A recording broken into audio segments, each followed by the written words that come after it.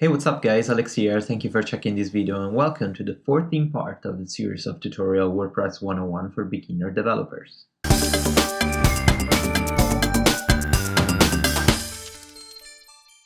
Welcome again. In this lesson, we're gonna take a look at another really important core functionality of WordPress, that is the Walker class. The Walker class is a class that was implemented in WordPress 2.1 to provide a huge help for developers that they want to completely change and rearrange the tree-like data structure of rendering HTML markup from a PHP function. In our case, we're going to use the Walker class to update and completely change the structure of our navigation menu. So if we go and take a look of the current status of our WordPress theme in the front end, you're gonna see that we have a pretty standard, pretty simple menu all in one line, but most of the time is not gonna be here. Most of the user that will need a sub-menu or some specific different functionalities like an icon close to the text or a drop-down menu when you click, especially because we're using Bootstrap as our CSS framework, we should implement the default drop-down menu that Bootstrap has. So how can we do it? Just for now, just try to implement a sub-menu element in our navigation menu. So if we go in our backend appearance menus, and for example, if I want my contact page to be inside my about page, I just have to drag and drop and it's going to be underneath here. So it's going to be a sub item, and WordPress is going to generate a sub-menu element to access as a drop-down. But if we refresh our page and we take a look at what's happening, because we didn't specify any CSS class or we didn't specify any container to properly handle this structure, this is what we get. We get this element that is floating outside our menu and it's not connected to anything. It's pretty ugly to see. If we open our inspector and we check this element, you're gonna notice that inside the usual li element with the actual link of our about page, underneath there's the newly created UL container with a class of sub-menu, and inside we have our contact page link. So what we want to do, we could do two things actually, or we style this sub-menu and we apply the same classes of Bootstrap or our own generated code to create a nice drop-down menu, or we replace these classes, we replace completely this markup with our custom markup, something that we want to create from scratch, and we want to implement the Bootstrap classes. To do that, we have to use the Walker class. That is a really complicated and convoluted class. And also remember, the Walker class was created with PHP 4 in mind, so it doesn't accept a lot of new super fancy and super nice powerful PHP 5 functions, hooks, and whatever. So we have to stick with a quite old PHP 4 format, and it's not an easy class. It's really complicated. It's array inside an array inside an array with a lot of variables, global variables, and conditions and whatever. So it's really complicated. That's why also this argument, the Walker nav class, is going to be split in two different tutorials because it's a really long argument and we need to dig this deeply. It's like the WP query. Also, this one is really complicated. So let's get started right away. First of all, we have to access our functions.php file. In here, we're gonna create our Walker nav class. But the problem is that the Walker nav class is a really long class, and when we manage the Walker class, we have to define a lot of variables. We have to use a lot of different functions and statements. So if we could put our class inside here, but this page is gonna look humongous, gonna look like gigantic with a lot of lines of code, and I usually don't like that. I like to keep my files clean, separated, easy to navigate, And for every file, I want to use as less class as possible, so I can restrict the amount of classes to a specific file. And it's easier for me to remember what I did even after 1 year that I work on a specific project. So first of all, let's create a new folder inside our awesome theme that it's called Inc. That is the shorter name for include. Inc. Oops, Inc. And inside here, we're gonna create a file called walker.php. So new file, walker.php. In this file that it's currently empty, let's open this PHP tag and let's give it collection of Walker classes. In this file, we're gonna write all our Walker classes. So all the classes that are gonna be like really huge, you're gonna see how big these classes are gonna be inside this single file. So every time we have a problem with a Walker class, or we have a menu or something that is not working properly, we can hit specifically, we can go straight into this file and we can work on this without scrolling between thousands or hundreds of lines of code inside our functions.php that is going to be really convoluted and hard to navigate. So in this case, it's easier to keep track of our different pieces of code.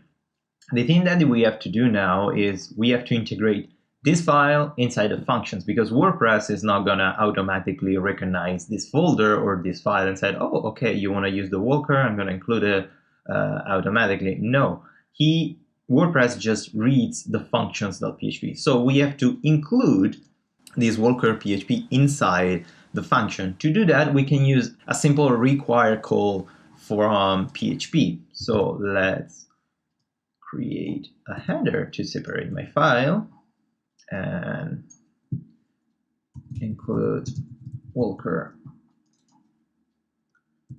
file. And here we can write require and a hook that we already use from WordPress, that is get template directory, to navigate to the root of our awesome theme. And then we, with a dot to connect the two strings, we specify the location of our file, that is inc//walker.php, and semicolon to close. So now the function, oops, I didn't write include properly, include. Now the functions.php is requiring the walker.php class. So whatever thing we write inside here is going to be inside the functions.php, and WordPress is going to recognize whatever function we put. If we want to check, we want to try if it's working, just reload our file, and if no error is triggered, is the template is working properly, it means that we included the file in a proper way. So we are good to go. We can keep going with our tutorial. So the Walker class has a lot of methods, a lot of function, and a lot of properties that we're not going to talk about in this lesson because it's really complicated and it's really long. We could stay here really for like 4 hours, but I don't think you want to do it, and me neither. But we're going to limit our tutorial to just in my opinion, the most important methods and properties of the Walker nav, that are the abstract methods. The abstract methods are specific classes and child-defined classes that gives us the ability to navigate through different stages of the HTML generated by WordPress and edit those markup that it's generated. So we can completely customize the experience of our nav menu. So just to give you an example, I'm going to write comments here. So when we call the function WP nav menu with a specific menu, WordPress generates for us this usual structure. So the div class with a menu container, that usually, if we don't specify a class, is the actual name of the menu converted into a class.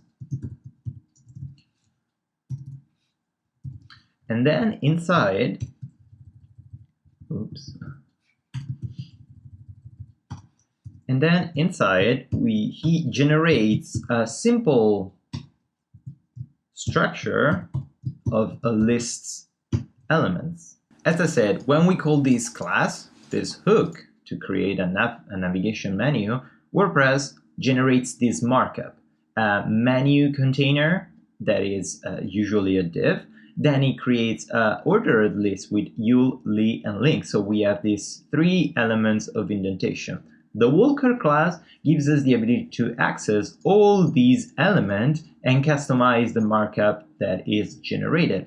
So as a convention, we have to name those elements with specific unique names to recognize in which part we are. This is the container that we can customize the class inside the WP nav menu, so we are not caring about this for now. The UL element is the actual start underscore level. The start level of the Walker class, this is the function name of the Walker class that manages the UL. So if you want to edit the UL, you don't want to print that, you want to print as a OL or as a div, you can change the output of this start underscore level function.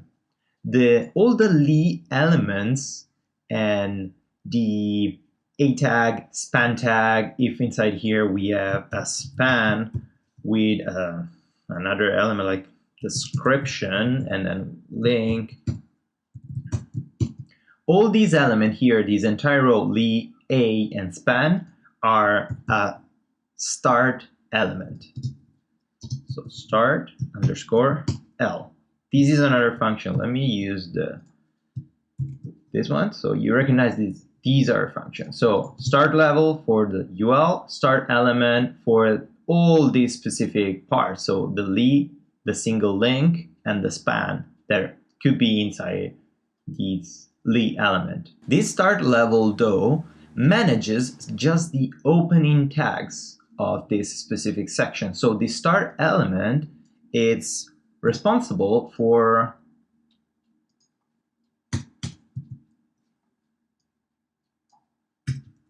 just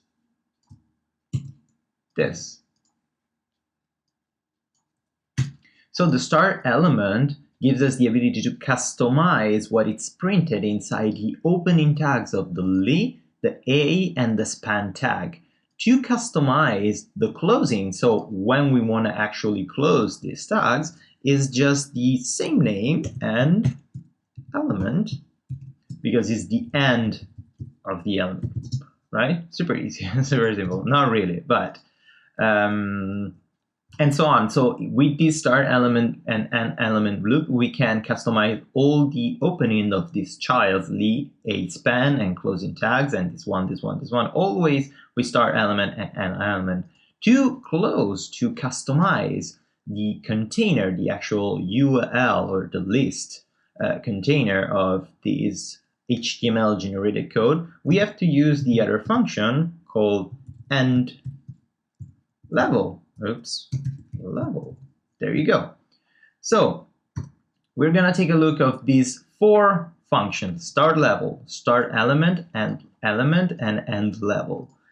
These 4 functions completely wrap all the HTML markup that WordPress generates when we call the WP nav menu class. So I can understand that it's quite complicated, but you need to think about your menu generated as a block. Every single block is generated and handled by these classes. So we have to define these classes, and we can, through changing the output inside an array with for each loop for every function, we can completely customize the HTML markup that is generated. So now we can finally create some PHP code to customize our HTML structure. So let's start with calling the class. This is a function, this is a standard PHP call. We open a class, we create a new class. In my case, you can call this class whatever you want, however you want actually. But to maintain a sort of consistency, I always put Walker as the first word, so I know that this is a class that extends the Walker nav menu class, and I call a specific class based on where I want to use this class. So in my case, I want to use this class in my primary navigation menu. So I'm going to call this class Walker underscore nav underscore primary. So I know that this class is going to call the Walker and it's going to be used inside the navigation primary menu. Now we have to extend a pre-existing class that is actually the Walker nav, is capital nav menu class, and we open the brackets. So this class that I just generated, it's an extension of the pre-existing core functionality of WordPress called Walker nav menu. Now we have to define the 4 stages of our navigation menu that, as I said before in this description above that hopefully you understood properly, we create some functions to handle the start level. And for now, I'm not gonna write any variables inside. Then I call the function start element. I open it, then I call the function end element, and then I call the function, guess what, end level. Yeah, you're right, good job. So just to remember to not get confused, the start level will handle the UL generation. The start element will handle the li, a, and span class generation, the span tag generation. The end level will handle the closing li, a, and span class, span tags, and the end level will handle the closing of the UL HTML markup. So now we set up our functions and we can start actually editing the output. So most of the time we can totally avoid to call the end level and the end element functions, because this function just handles, of course, the closing tag. If we want to put something before the closing tag, we can do it with these elements. If we want to completely change the UL or li or a tag that WordPress generates, but for now we don't want to do it, so we can comment these 2 classes because we're not going to use it. I just showed you these 2 classes because you could, I don't know, you could have the need to edit the actual HTML structure, the complete HTML structure, not just the classes, how, like, what we're going to do. So you can use these 2 classes, but for now, because we want this structure, the UL, li, and a tag that WordPress automatically generates, we're not going to touch the end level and the end element functions. But probably in the next lesson, we're going to take a look at how to edit. So first of all, we have to define some variable inside our start level function. The start level function comes with 3 predefined variables that we can use. There is the output, the depth, and the arguments variable. For now, we're going to use just 2 variables. Inside the function, we're going to define ampersand, dollar output, common, dollar depth, and that's it. So we put the ampersand before the output because we don't want to rewrite, we don't want to completely replace the output information that the Walker nav menu generates. So with this ampersand before, we're saying to WordPress, maintain all the information, all the entire array that is inside this output variable. If we don't put the ampersand before the output, our output is going to be empty. So always remember the ampersand. So now we can define some classes, some variables, whatever. Inside the function, we can use our own variables. But if we define some variable, just remember which variable you define and always try to be consistent in the naming. If you want to edit the submenu, maybe call the variable dollar submenu. Don't call the variable like dollar home or dollar blah blah blah. Like, try to be consistent, so it's gonna be easier even for you to navigate through all the code that you generate. So I want to create a little bit of indentation in my HTML file. So if I open the file, I'm gonna see a nice indented structure. So I want to create the indent variable, and I'm gonna use a PHP function that is a string repeat. That it's what it does, it repeats the argument that I specify as a first argument, in my case /t, for the amount of number that is specified as a second variable. In my case is the depth variable. So the depth variable automatically recognizes and grabs how many level of indentation I have in my menu. This /t is gonna create this tab, this space here that I manually created inside the HTML code. So it's gonna generate the organized three structures. Always put a semicolon at the end. Don't forget the semicolon. It's horrible if you forget it. Now that I did that, I have to remember to include this indent class in the output generated code of WordPress. So WordPress is gonna indent all the HTML markup in a proper way. Now it comes the funny part, because if we don't specify anything, it doesn't matter. WordPress is gonna always generate the code, but what we wanna edit is the submenu. We like this structure and it's the default structure. What we want is that if inside the li element, we have another ul element, I want to apply to this ul element a class of drop-down menu instead of the submenu class that WordPress automatically applies, because I don't need the submenu class. I want the drop-down menu class that is the default bootstrap class. To do that, I have to detect when this new level of submenu, the new level of indentation appears, it like starts, and when this ul class is generated. To do that, I have to again use the depth, because the depth variable contains all the level of indentation that are inside my structure. So let's create another variable called submenu, and inside here we can use a simple if function. So if depth is bigger than 0, it means we are inside a level of indentation.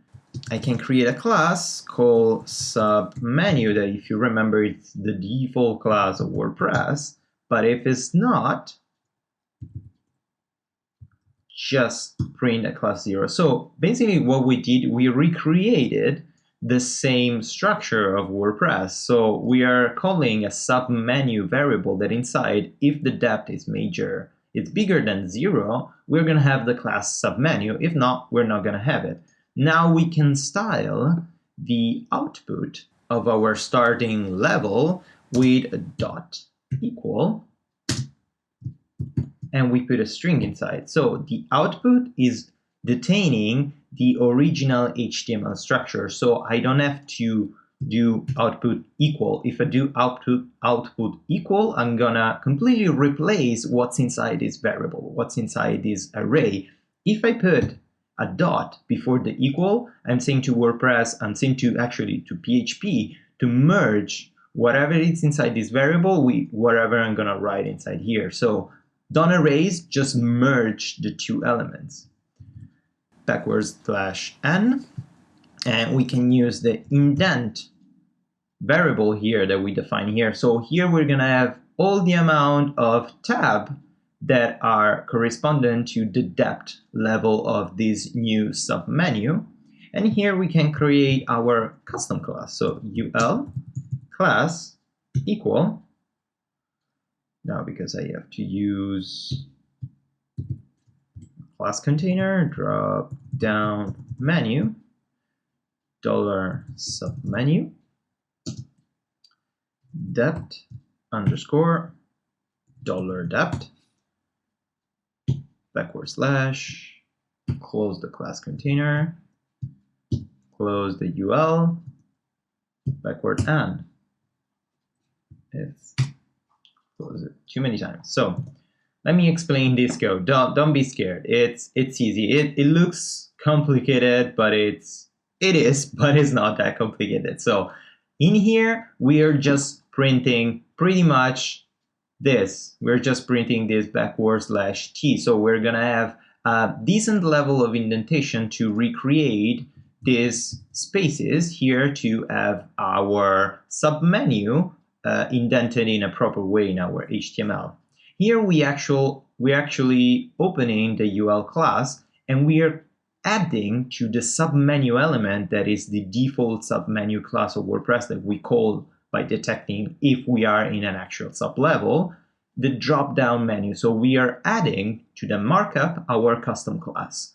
And plus, we are specifying the amount of depth, so in which level we are. So for now, I want to just use this drop-down menu and see what's going on. So let's extend the comment here to include also the start element. So with this my custom Walker nav primary class, I just edited the start level. So I'm just editing the UL element of my generated menu. If I save this thing and I go back on my front end and I refresh it, so it's working. If we open the inspector on the submenu element, you will notice that our UL class is still the submenu. Like there's no the drop-down menu class that we added. There's no the depth underscore level of depth that we added. Like what's happening? How can we add our custom Walker nav primary class to the navigation menu? That is super easy, and we can do it in the actual header page where we print our nav menu through the class wp underscore nav underscore menu. So let's find that class that I can't find. Oh, that's here. In here, we can specify another argument inside the nav menu array that it's called simply Walker, because this function accepts the argument Walker to specify a new Walker nav menu. And this argument has to be specified as a class call. So I have to call a new Walker nav primary, open and close. So the Walker argument has to generate a new Walker nav primary class. So always remember this. So if we save it now and we go in our front end again and we refresh it, oh, it disappeared. Why it disappeared? Super easy, because we have now our drop-down menu class. That it's amazing. This is great. This is already grabbing, if you see here inside, is already grabbing the drop-down menu classes from Bootstrap. So we're in a pretty sweet position now. The thing that we have to do, we have to edit the start element, so the actual A class, to detect if this container has a submenu, and we have to replace this link with the link command to open the dropdown, because if we click on the About Me now, we're going into the About page, but we don't want to do that. We want that if we click a link element that has a dropdown, this link element should open the dropdown and show all the elements inside the dropdown. And to do that, we have to use, finally, the start element function that gives us the ability to edit, as I say, the li, a, and span opening class. We're going to do these in the next lesson because I already gave you a lot of information and it's quite complicated. I understand that it's quite confusing. I hope you understood what I'm trying to explain you, what I'm trying to say. But be patient. This is a complicated part and it takes a lot of time to remember and understand all this stuff. And especially it's not a finished tutorial. It's not a complete tutorial. So just wait a couple more days until I finish this tutorial and I'm going to do the second part and we're going to finish this entire argument. So please be patient. Don't rush on this part. If you want, you can check the codex of WordPress if you want to keep going. But I suggest you to experiment with this start level point and the entire markup and see what's going on and what actually WordPress is creating if we added this part. So thank you again for checking this video. Hope you liked it. If you liked it, please, as usual, give it a thumbs up or subscribe to my channel. Leave it a comment below if you have questions, doubts, or you want to yell at me. It's fine. I'm going to try to answer to everyone, and hope to see you in a couple of days for the second part of this tutorial. See ya!